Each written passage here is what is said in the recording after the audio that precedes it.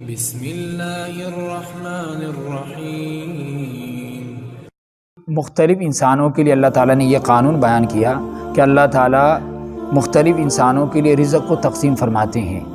کسی کے لیے زیادہ کر دیتا ہے، کسی کے لیے تنگ کر دیتا ہے۔ اور یہاں پر اللہ تعالیٰ نے ایک ہی بندے کے متعلق فرمایا کہ اللہ تعالیٰ اپنے مومن بندوں میں سے جس کے لیے چاہتا ہے، وہاں تو سب کے لیے خطاب تھا، یہاں مومن بندوں کے عباد ہی سے مومن بندوں کی طرف اشارہ ہے کہ اپنے مومن بندوں کے لیے جس کے لیے چاہتا ہے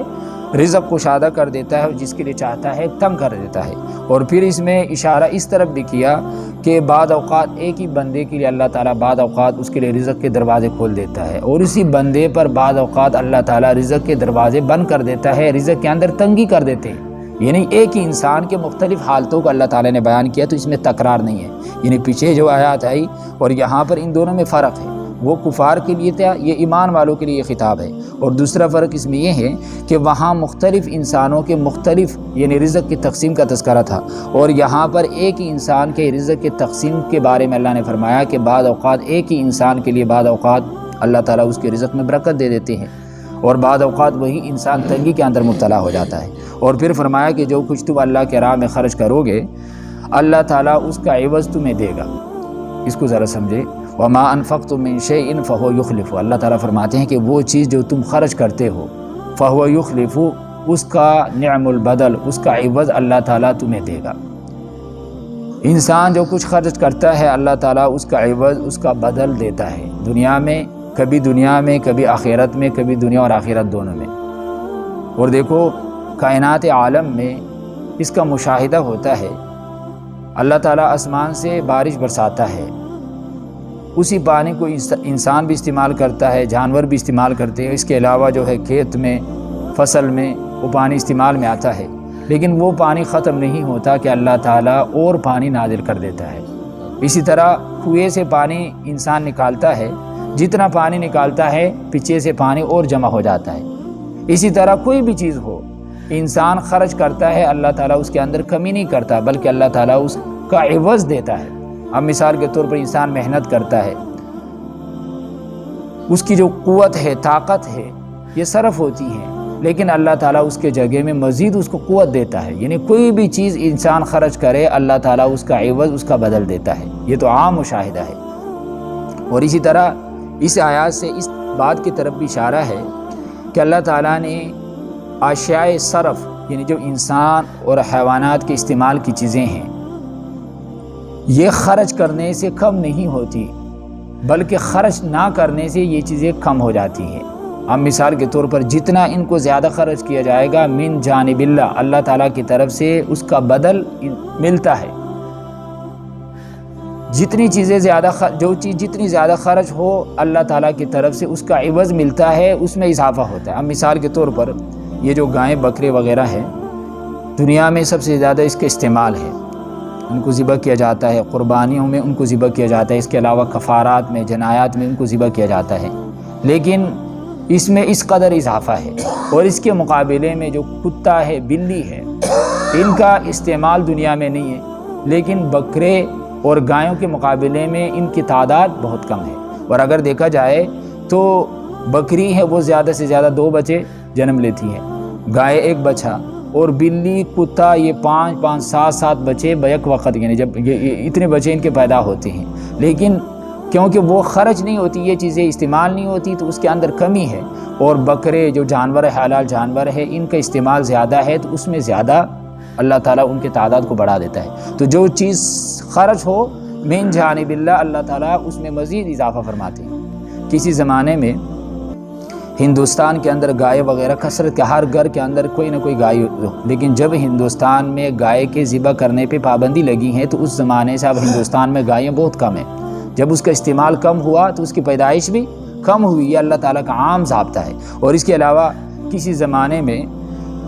یہ عرب کے اندر اونٹوں کا استعمال بہت زیادہ تھا، سفر میں بھی اور بوجھ اٹھانے کے لیے بھی، تو کثرت کے ساتھ عرب کے علاقوں میں اونٹ پائے جاتے تھے۔ اب ان کے استعمال میں کمی آ گئی تو اب وہاں پر اونٹ بہت کم ملتے ہیں،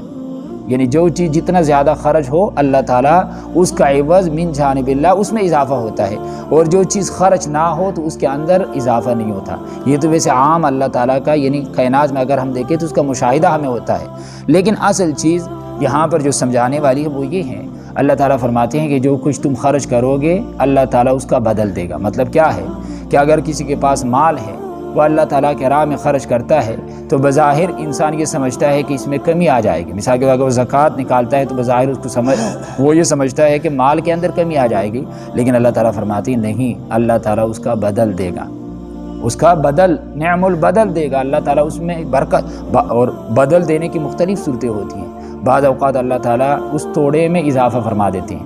مال بظاہر توڑا ہوتا ہے لیکن اس توڑے مال کے اندر اللہ تعالیٰ اضافہ فرما دیتے ہیں، اور وہ توڑا مال اس کے تمام ضروریات کے لیے کافی ہو جاتا ہے۔ اصل چیز تو یہ ہے کہ انسان کی ضرورتیں پوری ہو۔ اگر انسان کے پاس گنتی میں مقدار میں بہت کچھ ہو لیکن وہ انسان کی ضروریات کے لیے پوری وہ مال کافی نہ ہو تو اس مال کا کوئی فائدہ نہیں۔ اصل چیز تو یہ ہے کہ انسان کی ضروریات پوری ہو، تو بعض اوقات اللہ تعالیٰ ان کی تجارت میں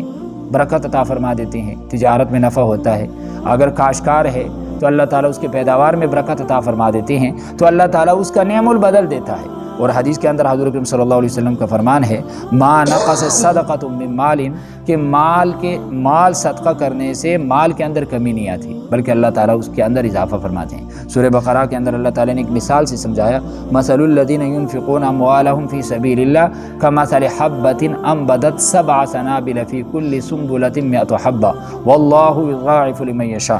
کہ وہ لوگ جو امور خیر میں خرچ کرتے ہیں، اللہ کے راہ میں خرچ کرتے ہیں، اللہ تعالیٰ نے ان کی مثال دی کہ جس طرح ایک کاشتکار ہے، وہ زمین کے اندر ایک دانہ بیج ڈالتا ہے، اب اس ایک دانے میں سے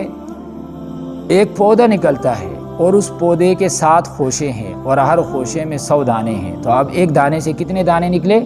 700 دانے۔ تو فرمایا جو اللہ کے راہ میں خرچ کرتا ہے اللہ تعالیٰ اس کو اس طرح عطا فرماتا ہے، یعنی کم از کم 700، واللہ یضاعف لمن یشاء، اللہ تعالیٰ جس کے لیے چاہتا ہے دگنا کر دیتا ہے۔ لیکن یہاں اللہ رب العزت نے مثال دی ہے کہ اس کی مثال یعنی جو اللہ کے راہ میں 1 روپے خرچ کرتا ہے اللہ تعالیٰ اس کے اجر کو بڑھا کر 700 گنا تک کر دیتا ہے کم از کم، اور یہ صرف 700 تک میں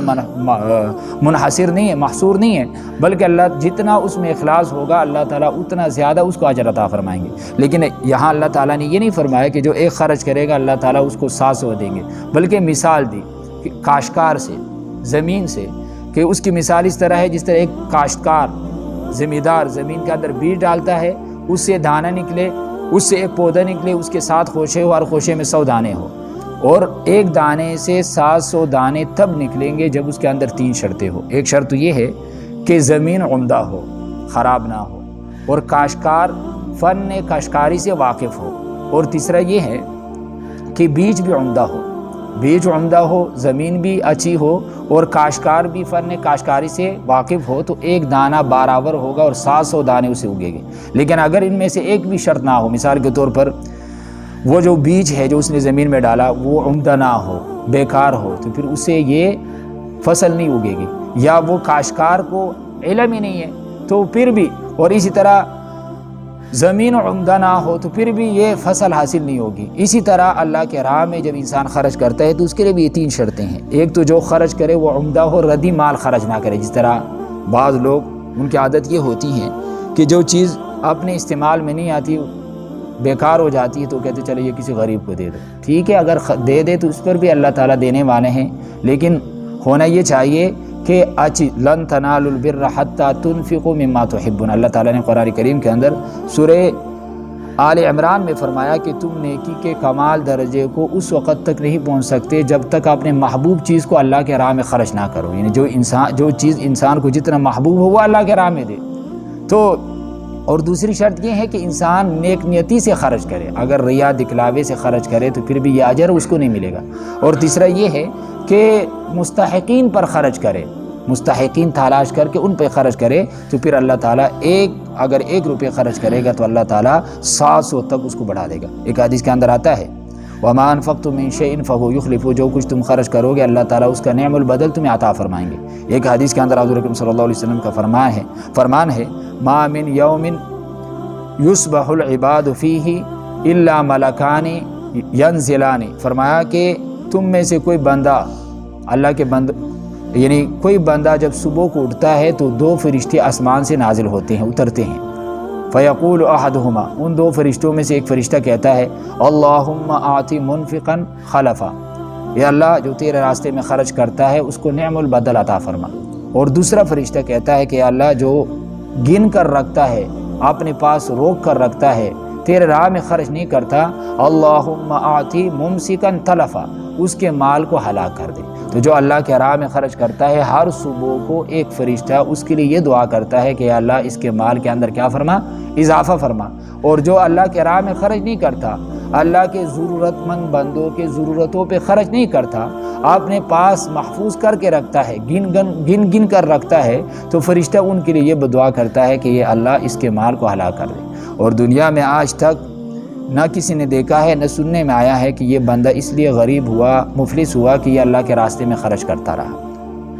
ایسا کبھی نہیں ہوا۔ جو آدمی جتنا خرچ کرتا ہے، اللہ تعالیٰ وما انفقتم من شیء فهو یخلفہ، اللہ تعالیٰ اس کا نعم البدل اس کو دیتا ہے۔ بلکہ حدیث قدسی میں اللہ نے فرمایا حضور اکرم صلی اللہ علیہ وسلم سے، انفق علی، کہ تم میرے بندوں پہ خرچ کرتا جا، میں اپنے خزانے غیب سے تمہیں دیتا رہوں گا، میں اپنے خزانے سے تمہیں عطا کرتا رہوں گا۔ اگر تم میرے بندوں پہ خرچ کرو گے، میں تمہیں اپنے خزانے سے دوں گا۔ اور اللہ تعالیٰ کے خزانے وسیع ہیں، اللہ تعالیٰ کے خزانے وسیع ہیں۔ ایک حدیث میں حضرت اسماء بنت ابی بکر رضی اللہ تعالیٰ عنہ سے حضور اکرم صلی اللہ علیہ وسلم نے فرمایا کہ اللہ کے راہ میں خرچ کرو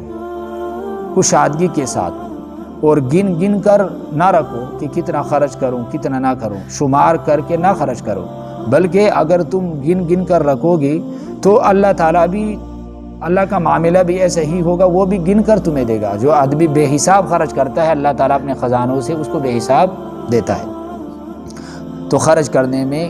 مال کے اندر کمی نہیں آتی۔ اللہ تعالیٰ فرماتے ہیں جو کچھ تم خرچ کرو گے تمہیں اس کا عوض ضرور ملے گا، یا تو دنیا میں،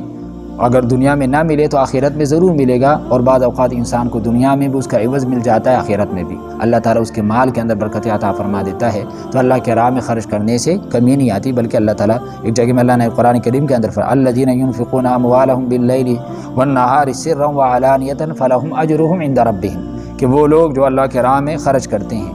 علانیہ بھی، پوشیدہ طور پر، فلہم اجرہم عند ربہم، ان کا اجر اللہ کے پاس ہے، اللہ تعالیٰ ان کا اجر ضرور ان کو دیں گے، اور ان پر نہ کوئی خوف ہوگا نہ وہ غمگین ہوں گے۔ مسلم شریف کی روایت ہے، حضرت ابو ہریرہ رضی اللہ تعالیٰ عنہ راوی ہیں، حضور اکرم صلی اللہ علیہ وسلم نے فرمایا کہ ایک بندہ جنگل کے اندر تھا، ایک بندہ جنگل کے اندر تھا، اور اس نے جنگل میں بادل سے یہ آواز سنی کہ فلاں بندے کے باغ کو پانی دو۔ جنگل میں تھا، آسمان پہ بادل آیا، اور بادل سے یہ آواز آئی کہ فلاں بندے کے باغ کو پانی دو، اور پھر اس کے بعد وہ بادل ایک طرف چلا اور ایک پتریلی زمین پر خوب برسا، یعنی ایک جگہ جمع ہوا اور وہاں پر خوب بارش برسی، اور وہ پانی نالے کے شکل میں جمع ہو کر، وہ جو پانی پتریلی زمین وہ پانی کو اپنے اندر جذب نہیں کرتی، تو وہ پانی جمع ہوا اور وہ ایک نالے کے شکل میں ایک طرف چلنے لگا۔ تو یہ آدمی جس نے بادل سے یہ آواز سنی تھی کہ فلاں بندے کے باغ کو پانی دو، تو یہ اس پانی کے پیچھے چلا، آگے جا کر دیکھا ایک آدمی ایک باغ کے اندر بیلچہ لے کر کھڑا ہے۔ تو اس آدمی نے اس سے پوچھا تمہارا نام کیا ہے؟ تو اس نے وہی نام بتایا جو اس نے بادل سے سنا تھا، یعنی بادل نے جو یہ کہا تھا نا کہ فلاں بندے کے باغ کو پانی دو، تو اس نے پوچھا کہ تمہارا نام کیا ہے؟ تو اس نے آگے سے وہی نام بتایا۔ پھر اس نے پوچھا کہ آپ نے میرے نام کے بارے میں کیوں پوچھا؟ تو اس بندے نے کہا جو پانی کے ساتھ آیا تھا، پانی کے ساتھ چلا آیا تھا، اس نے کہا کہ میں نے بادل سے، یہ جو پانی آیا تیرے باغ میں، اور جس بادل نے اس پانی کو برسایا، اس بادل سے میں نے تمہارا نام سنا تھا، لیکن مجھے یہ بتاؤ کہ تو اس باغ میں کیا کرتا ہے؟ تو اس نے آگے سے یہ کہا کہ اس باغ سے جو پیداوار حاصل ہوتا ہے میں اس کے 3 حصے بناتا ہوں، ایک حصہ اپنے لیے، ایک حصہ اس باغ پر دوبارہ لگانے کے لیے، اور ایک حصہ جو ہے وہ میں اللہ کے، یعنی جو اللہ کے محتاج بندے ہیں، غریب بندے ہیں، ان پہ خرچ کرتا ہوں۔ اب دیکھو وہ اللہ کے راہ میں خرچ کرتا تھا، تو اللہ تعالیٰ نے غیب سے ان کے لیے کیا انتظام فرمایا، پانی کا اس طرح انتظام فرمایا کہ کہاں پہ پانی برسا اور وہ پانی جمع ہو کر اس کے باغ تک پہنچا ہے۔ وَمَا أَنفَقْتُم مِّن شَيْءٍ فَهُوَ يُخْلِفُهُ، تو بے شمار ایسے روایتیں ہیں۔ اور سب سے محبوب صدقہ اللہ تعالیٰ کو وہ ہوتا ہے، ایک حدیث کے اندر آتا ہے، ایک صحابی نے حضور اکرم صلی اللہ علیہ وسلم سے پوچھا کہ اللہ کے نبی کون سا صدقہ، کون سا خرچ اللہ کے ہاں سب سے زیادہ محبوب ہے؟ تو اللہ کے نبی صلی اللہ علیہ وسلم نے فرمایا انت صحیح شحیح، سب سے زیادہ محبوب خرچ یا محبوب صدقہ جو اللہ کے راستے میں کیا جائے، خرچ کیا جائے، وہ ہے کہ انسان تندرست ہو۔ انسان کیا ہو؟ تندرست ہو، شحیح، اور مال کے حرص بھی اس کے دل کے اندر ہو، وتخشى الفقر، اور فقر سے ڈرتا بھی ہو، فقر سے ڈرتا بھی ہو، اور مالدار ہونے کی تمنا بھی ہو۔ یعنی آدمی تندرست ہے، بیمار نہیں ہے، اور اس کے ساتھ ساتھ مال کی تمنا بھی ہے، مال کی حرص بھی ہے، فقر سے ڈرتا بھی ہے، اور مالدار بننے کی چاہت بھی ہے۔ اس وقت انسان جو خرچ کرتا ہے اللہ تعالیٰ کو وہ خرچ کرنا بہت زیادہ محبوب ہے۔ اور اسی حدیث کے اندر آپ نے فرمایا کہ ایسا نہ بنو فلولا اذا بلغت الحلقوم، کہ جب تمہاری جو روح ہے یہ حلق تک پہنچ جائے اور اس وقت تم کہو کہ فلاں کے لیے اتنا، فلاں کے لیے اتنا، فرمایا اس وقت وہ فلاں کا ہو گیا ہے۔ یعنی انسان کی یہ عادت ہے، یہ کمزور عادت ہے کہ جس وقت وہ تندرست ہوتا ہے تو شیطان اس کے دل میں طرح طرح کے وسوسے ڈالتا ہے، اس وقت وہ خرچ کرنے کے لیے تیار نہیں ہوتا کہ اگر میں خرچ کروں گا تو فقیر ہو جاؤں گا۔ لیکن جس وقت انسان بستر مرگ پر ہوتا ہے اور موت سامنے آ جاتی ہے تو اس وقت وہ کہتا ہے کہ فلاں کو اتنا دو، فلاں کو اتنا۔ ظاہر ہے اس وقت تو اس مال پہ اس کا اختیار نہیں رہتا، یہاں تک کہ جب مرض الموت کے اندر انسان مبتلا ہو جاتا ہے اور موت کا وقت قریب آ جاتا ہے، پھر اس کا جتنا بھی مال ہے 1/3 مال کا وہ مالک ہے، باقی وہ اس کا مالک نہیں ہے، وہ پھر وہ رسا کا ہو جاتا ہے، 1/3 مال میں وہ وصیت کر سکتا ہے۔ تو اللہ کے نبی صلی اللہ علیہ وسلم فرماتے ہیں کہ سب سے زیادہ محبوب صدقہ اللہ کے ہاں وہ ہے کہ انسان صحت مند ہے، تندرست ہے، مال کی چاہت ہے، فقر کا ڈر ہے، مالدار ہونے کی تمنا بھی ہے، اس وقت وہ مال میں سے خرچ کرتا ہے۔ یہ صدقہ اللہ تعالیٰ کو سب سے زیادہ محبوب ہے۔ تو فرمایا جو کچھ تم خرچ کرو گے اللہ تعالیٰ اس کا نعم البدل تمہیں دیں گے، وَهُوَ خَيْرُ الرَّازِقِينَ، اور اللہ تعالیٰ بہترین رزق والے، بہترین رازق ہے۔ دیکھو یہاں پر اللہ تعالیٰ نے جمع کا صیغہ استعمال کیا کہ جتنے رزق دینے والے ہیں ان میں سب سے بہترین رزق دینے والے کون ہیں؟ اللہ ہے۔ حقیقی رزاق یہ تو اللہ تعالیٰ کے ساتھ ہے، لیکن دنیا میں مجازی طور پر کچھ لوگ رزق دیتے ہیں، جس طرح آقا اپنے غلام کو رزق دیتے ہیں، کما کر دیتے ہیں، ماں باپ اپنے اولاد کو کما کر دیتے ہیں، تو وہ مجازی طور پر رزق دیتے ہیں، لیکن حقیقت میں رزاق کون ہے؟ رازق صرف اللہ تعالیٰ کی ذات ہے، کیونکہ رزق کے جتنے اسباب ہیں وہ کون پیدا کرتا ہے؟ وہ اللہ کا پیدا کرتا ہے۔ تو فرمایا جتنے لوگوں کو یعنی جو مجازی طور پر تمہیں رزق دیتے ہیں، روزی دیتے ہیں، وہ تو مجازی طور پر ہے، لیکن ان سب میں حقیقی رازق اور بہترین رازق رزق دینے والا وہ صرف اللہ تعالیٰ کی ذات ہے۔ اور اگلی آیتوں میں اللہ تعالیٰ نے مشرکین کا رد فرمایا۔ قیامت کے دن جب اللہ تعالیٰ ان سب کو جمع کریں گے اس وقت اللہ تعالیٰ فرشتوں سے فرمائیں گے کہ یہ لوگ تمہاری عبادت کرتے ہیں، انشاءاللہ اس کی وضاحت مزید کل کریں گے۔ دیکھیں ترجمے کی طرف، والذین، اور وہ لوگ یسعون، جو کوشش کرتے ہیں، فی آیاتنا، ہماری آیاتوں میں، ہماری آیاتوں کے بارے میں، معاجزین، ہرانے کے لیے، گرانے کے لیے، کمزور کرنے کے لیے، ہم اولئک فی العذاب، یعنی جو یہ کوشش کرتے ہیں کہ دین کو آگے بڑھنے سے، پھیلنے سے ان کو روکا جائے اور آیات الہی کا تمسخر اڑاتے ہیں، اولئک، یہی وہ لوگ ہیں، فی العذاب، کے عذاب میں، محضرون، حاضر کیے جائیں گے، پکڑے جائیں گے، عذاب میں گرفتار کیے جائیں گے، اور وہاں ان کی مدد کرنے والا بھی کوئی نہیں ہوگا۔ قل، آپ کہہ دیجئے، ان ربی، بے شک میرا رب، یبسط الرزق، کشادہ کرتا ہے رزق کو، لمن یشاء، جس کے لیے چاہتا ہے، من عبادہ، اپنے بندوں میں سے، ویقدر له، اور تنگ کرتا ہے اس کے لیے، جس کے لیے چاہتا ہے تنگ کر دیتا ہے۔ اللہ کے ہاں یہ محبوب ہونے کی علامت نہیں ہے، رضا الہی کی علامت نہیں ہے۔ جس طرح مشرکین کہتے تھے کہ ہمارے پاس مال اولاد زیادہ ہے اس لیے ہم اللہ کے محبوب ہیں، تو اللہ تعالیٰ نے اس کی تردید فرمائی۔ وما انفقتم، اور جو کچھ تم خرچ کرو گے، من شیء، کسی چیز میں سے، فہو یخلفہ، پس وہ اللہ یخلفہ، اس کا عوض دے گا، اس کا نعم البدل دے گا، وہو خیر الرازقین، اور وہ بہترین رزق دینے والا ہے۔ ایک حدیث کے اندر آتا ہے، آپ صلی اللہ علیہ وسلم فرماتے ہیں، جس کا مفہوم یہ ہے، جابر رضی اللہ تعالیٰ عنہ راوی ہے کہ نیکی کا کوئی بھی کام ہو وہ صدقہ ہے، صدقے کے حکم میں ہے، موجب ثواب ہے۔ کوئی بھی نیکی کا کام ہو وہ صدقہ ہے،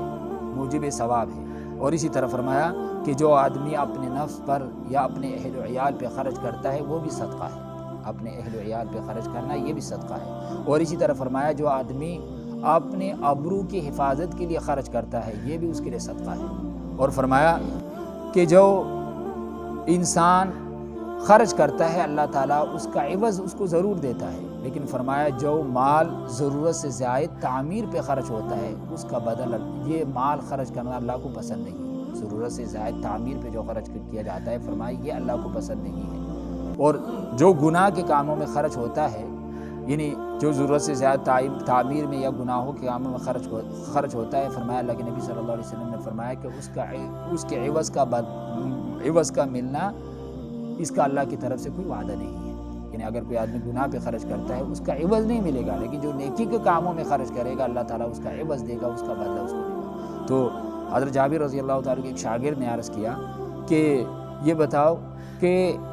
اپنے ابرو کے بچانے کے لیے خرچ کرنا یہ بھی صدقہ ہے، ابرو کو بچانے کے لیے اس کا کیا مطلب ہے؟ تو حضرت جابر رضی اللہ تعالیٰ نے فرمایا کہ ایک آدمی کسی پہ اس لیے خرچ کرتا ہے کہ اگر وہ اس کو نہیں دے گا تو اس کی وہ کیا کرے گا، برائی بیان کرے گا،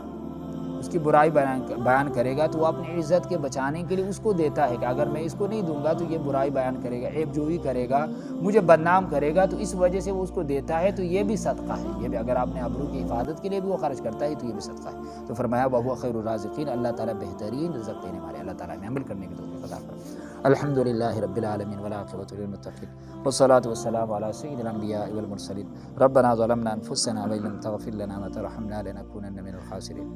یا ارحم الراحمین، یا اللہ ہمارے صغیر کبیر گناہ کو معاف فرما، ہر قسم کے شرور سے حفاظت فرما، نفس اور شیطان کے مکر و فریب سے حفاظت فرما، قرآن پڑھنے، سمجھنے، اس پر عمل کرنے کی توفیق عطا فرما۔ یا اللہ بیماروں کو صحت عطا فرما، جو پریشان ہیں اللہ ان کی پریشانیاں ختم فرما۔ یا اللہ جو مسلمان دنیا سے جا چکے ہیں اللہ ان کی مغفرت فرما۔ یا اللہ ان کے قبروں کو نور سے منور فرما، درجات کے اندر ترقی عطا فرما۔ یا اللہ جو مسلمان زندہ ہے یا اللہ ان کو پورے دین پر چلنے کی توفیق عطا فرما، موت سے پہلے موت کے لیے تیاری کرنے کی توفیق عطا فرما، خاتمہ بالایمان فرما۔ یا اللہ موت کے وقت کلمہ نصیب فرما۔ وصلی اللہ تعالی علی خیر خلقہ محمد وآلہ وصحبہ اجمعین برحمتک یا ارحم۔